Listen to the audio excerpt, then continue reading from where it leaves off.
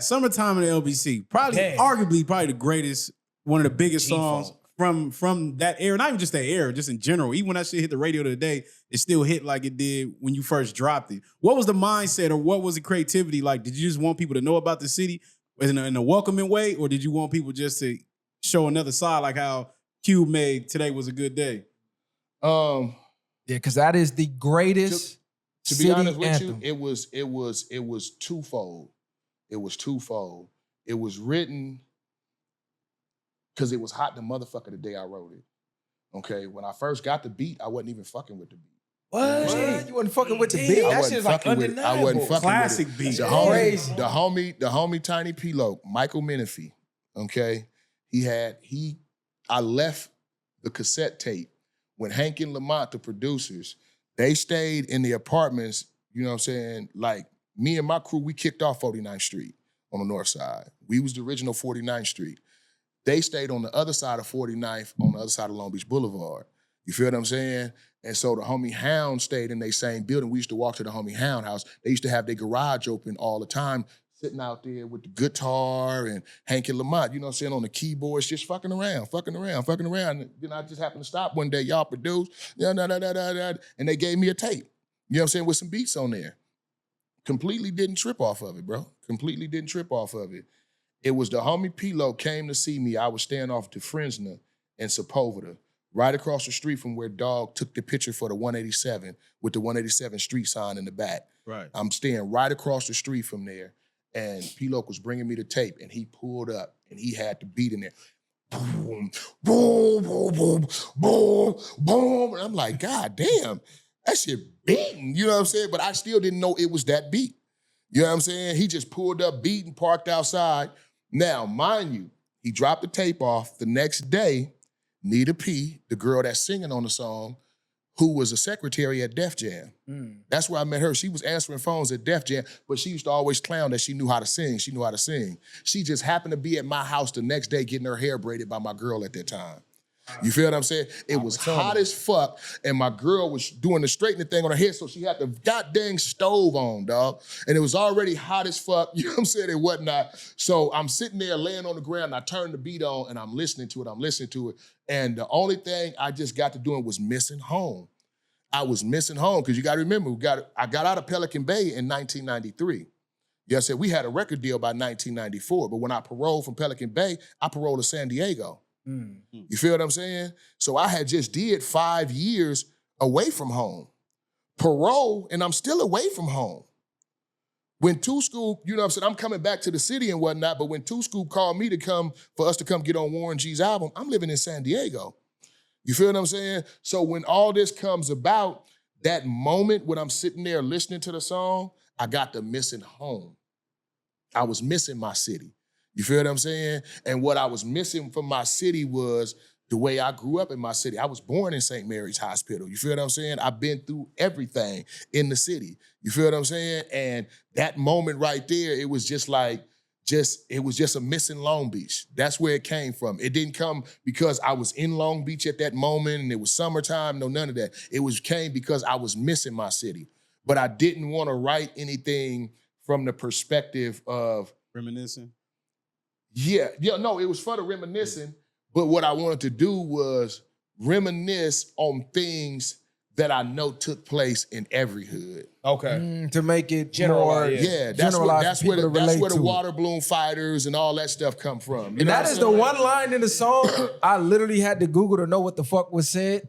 For years, I used to say that line and I never knew they were saying water balloon fighters. Yeah, water balloon fighters. You know, that was a big thing in our city. This is probably before y'all time. People. Nope, we had water balloon fights. Yeah, so y'all had water balloon fights. Yeah, we had the game trucks over here, man. They used to come. Okay. They used to open up the fire hydrant. Niggas used to have water balloon fights. Yeah, so we had the water balloon fights, and then when we was growing up, we was young, we had water balloon fights. Then it turned into eggs. The eggs. When everybody started getting low riders, it turned into egg because back then the egg would eat your lacquer. It'll eat your lacquer on your paint. Fuck the paint up. You know what I'm saying? Fuck the paint up. Yeah. Oh God. So it went to egg throwing. You know what I'm saying? It went from water balloons to egg throwing. But I wanted to reminisce because I know everybody in every hood have water balloon fights. You feel what I'm saying? Now I was thinking strictly California when I'm saying low riders. You know what I'm saying? Of course, I'm thinking Long Beach when I say East Siders. You know what I'm saying? But I'm really generalizing all the experience. In every hood. You know what I'm saying? It's an East Side in every hood. It's a North, South, East, West in almost every hood. You know what I'm saying? It's a generalized feeling of ghetto. And even though my mind state there visually wasn't there, I was writing from a perspective really from like the 70s. It does have a smooth. Yeah, I was writing from a 70s summer perspective. You know what I'm saying? Groove, afros, you know what I'm saying? Yeah. That type of vibe. That's where the nostalgia is grabbed from on there. And that's why I did the Midnight Star at the end. Let me hear you say, oh. Let me hear you say, oh. Because I wanted, people to know that I'm like in oldie mode when I'm actually putting this song together. You know what I'm saying? I'm on good days growing up in the black ghetto. That was genius. Did you think when y'all created that song that it was gonna have the impact that it had? Man, we didn't even want that song to be a single. Damn. What are you talking about? They had to fly us to New York, bro. We argued with Lyor like a motherfucker. Wow. We argued with Chris Lighty. We argued with Tina Davis. We did not want Summertime to be a single. What? Summertime wasn't created. I'm glad y'all didn't listen. It wasn't created, bro. It was not created for that. Okay, we had a thing going on between us to where we all wanted to do our solo songs for the album. You feel what I'm saying? So Two Scoop had his solo song, C-Night had his solo song, and Summertime in the LBC was my solo song, which is why when you listen to the album version, there's no rap on there. It's just me and the girl singing. You feel what I'm saying? We turned the damn song in, bro. Next thing you know, the phone blowing up. Y'all need to come to New York. We run this. Wait, hold up. What about Bomb Drop? You know what I'm saying? Dash just gave us a smacker. You know what I'm saying? The East Sider beat. You know what I'm saying? Like, you know what I'm saying? We want this. We looking at Summertime did not represent what Long Beach represented at that time. We was G-Funk. It was dog, gangster shit. You feel what I'm saying? It was, you know what I'm saying? You had Have Dead drop, you had Quick to Mac them drop, you had Domino drop. Domino just came from the Crips and Bloods album over to having a solo career, and you think you finna bring us out? And we actually, we consider ourselves the actually authentic East Side hood niggas that's really with the shits, and y'all, we gonna come out singing? No.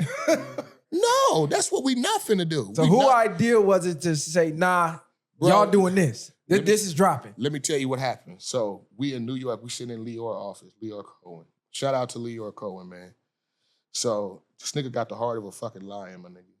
At this time, you know what I'm saying? You know, a nigga kind of nice, C-Night nice. You know what I'm saying? We fully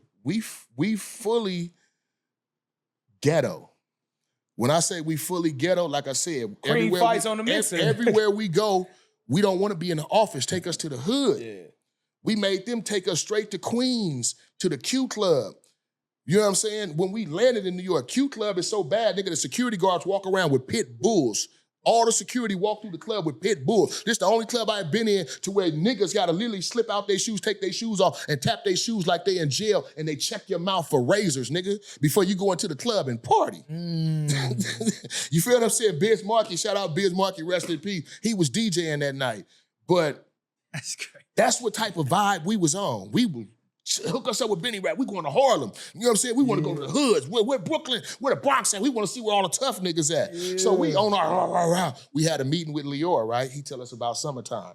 We still on our, nah, that ain't what the fuck we doing. No, you know what I'm saying? Woo, woo, woo. He say something. C-Night jump.